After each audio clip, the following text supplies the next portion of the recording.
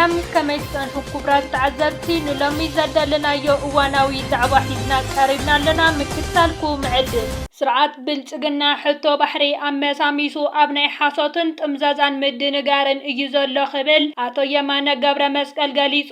ሚኒስተር ዜና ኤርትራ ኣቶ የማነ ገብረ መስቀል ኣብ ማሕበራዊ መርበብ ኤክስ ኣብ ዘመሓላለፎ መልእኽቲ መራሕቲ ፖቶሜኪን ፓርቲ ኢትዮጵያን ገለ ክፈላት ላዕሎት መኮንናት ሰራዊትን ዕሱባት ብምውፋር ንሓቂ ክቕይሩ ይፍትኑ ኣለዉ ክብል ብጭብጢ ዝተሰነየ መልእኽቲ ሰኒዱ። ኣቶ የማነ ብምቕጻል እዚ ተግባር እዚ መግለጺ ናይቲ መሪሕነት ዘለዎ ናይ ምትላልን ናይ ሓሶትን ትርኢት ናይ ምርኣይን ከም እውን ናይ ሓሶት ሓበሬታ ናይ ምንዛሕ ባህርያት ምዃኑ ብምግላጽ ነቲ ስጉምቲ ብትሪ ነቒፍዎ። ዕዳና መትኒ ቁጠባ ኤርትራ ምዃኑ ተገሊጹ። ኤርትራ ብንግዳዊ ዓቕሞም ኣብ ቀዳማይ ደረጃ ዝስርዑ ክዝን ወርቂ፣ ነሓስ፣ ዚንክ፣ ብሩርን ኮፐርን ፖታሽን ካልእን ልዑል ናይ ህንፃ ኢንዱስትሪ መዓድናት ዝተኸተተት ሃገር እያ። ክሳብ ሕጂ ብተኻይዱ ዘሎ መጽናዕቲ ኤርትራ ኣዝዩ ንእሽቶ ክፋል መዓድናት ትጥቀም ከም ዘላ ዝፍለጥ ኮይኑ ኣብ መጻኢ ኤርትራ ሓዳስ በዓልቲ ስልጣን ዕደና ቀርኒ ኣፍሪቃን ሰፊሕ ዞባ ዓረብን ጉያን ክትከውን እያ ተባሂሉ።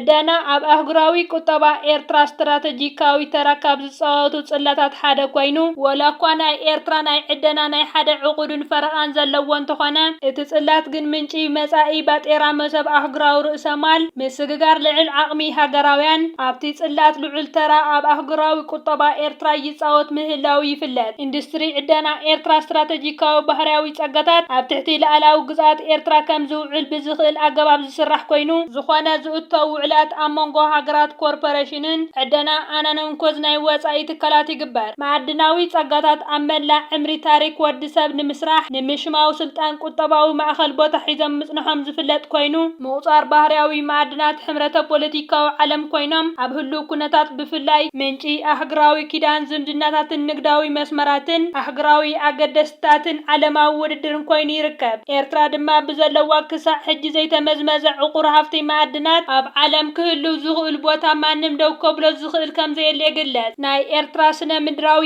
ኣቃውማ ናይ ማዕድናት ህላወ ኣዝዩ ምቹው ምዃኑ ዝገለጹ ነዚ ዜና ንምድላው ዝተጠቐምናሎም ምንጭታት ስነ ምድሪ ኤርትራ 60% ካብ ስፍሓት መሬቱ ልዕሊ ደረጃ ብቕዓት ዘለዎ ሃብቲ ማዕድናት ዩራኒየምን ካልኦትን ከም ዘለዎ ይግለጽ። ብዘይካዚ ሓጺናዊ ማዕድን ኤርትራ ልዑል ናይ ንግዲ ተጠላብነት ዘለዎ እምነበረድ፣ ግራናይት፣ ኖራ ካልእ ናይ ጥረ ነገራት ኣብ መላእ መሬት ኤርትራ ከም ዝርከብ ሰነዳት ዕደና ኤርትራ ይሕብሩ። ኣብዚ እዋን እዚ ኣብ ኤርትራ ብንጥፈት ዝሰርሓ ዘለዋ ናይ ዕደና ትካላት ብቁጽሪ እናበዝሓ ይኸዳ ምህላወን ዝገለጸ እቲ ሰነድ ኣብ ስራሕ ዘለዋ ቢሻን፣ ዛራን ኮለንን ፕሮጀክት ትካል ዕደና ኣስመራን ከም ዘጠቓልል እዚ ሰነድ የነጽር። ኩባንያ ዕደና ቢሻ እቲ ቀዳማይ ዘመናዊ ዕደና ኣብ ኤርትራ ኮይኑ ወግዓዊ ምድላው ዕደና ኤርትራ ዘበሰረ ኣብ 2010 ናብ ዕዳጋ ዝቐረበ ከፋቲ በሪ ዕደና ኤርትራ እዩ። መጀመርያ ናይ ወርቂ ዕደና ዝጀመረ ቢሻ ኣብ 2011 ክሳብ 2013 ናይ ወርቂ ኩዕታ ብምግባር ወሳነ ዝኾነ ንኤርትራ ካብ መዓት እገዳ ዘድሐነ እቶት ዘምፀን ኣብ ሃገራዊ ቁጠባ ኤርትራ ኣብ ቅድሚ ግንባር ዝስለፍን እዩ። ጸኒሑ ኣብ 2013 ናብ ነሓስ ዝሰገረ እቲ ዕደና ኣብ 2016 ድማ ዚንክ ኣብ ምዕዳን ይርከብ። ቢሻ ኣብ ኤርትራ እቲ ዝዓበየ ናይ ዕደና ትካል ኮይኑ ካብ ዕለት ምፍራዩ ጀሚሩ ኣማዒት ኣሽሓት ውቅዒት ማዕረ 28.35 ግራም ኣሃዱ ክብደት ዘለዎ ወርቂ ካብ 2011-13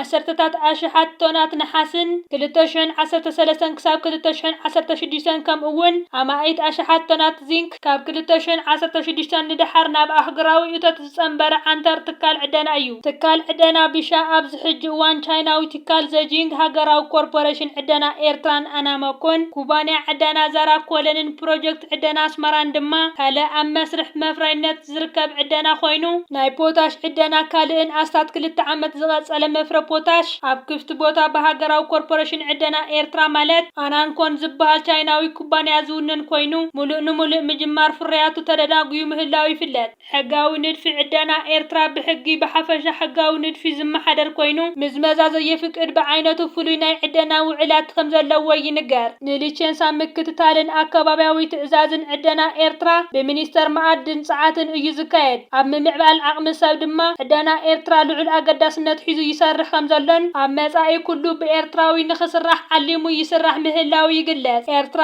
ኣብ 2024 ክሳብ 2025 ልዕሊ 90 ሚኢታዊት ሰራሕተኛታት ዕደና ኤርትራውያን ኮይኖም ልዕሊ 15 ኤርትራውያን ናይ ማናጀር ደረጃ ዝበጽሑ ክኾኑ ከለዉ ልዕሊ 35 ዋና ተቆጻጸርቲ ኣካየድትን ስራሕ 130 ሱፐርቫይዘራት 80 ሃገራውያን ኢንጂነራት ልዕሊ 30 ክኢላታት ስነ ሜታል ልዕሊ 15 ሲኒየር ጂኦሎጂስታትን ከምኡውን ልዕሊ 135 ሲኒየር ቴክኒሽያናትን ይርከብዎም። እዚ ኩሉ ዝተረኣየ ለውጥታት ኣብ ውሽጢ ናይ 15 ዓመታት ተመክሮ ኮይኑ እቶም ኣብ ኩለን ትካላት ንሞያ ዓቕሚ ካብ ናይ ደገ ተመክሮታት ሓራ ዝገብር ናይ ርእሰ ምርኮሳ መትከል ሒዙ ዝሰርሕ ጽላት እዩ ጽላት ዕደና ኤርትራ።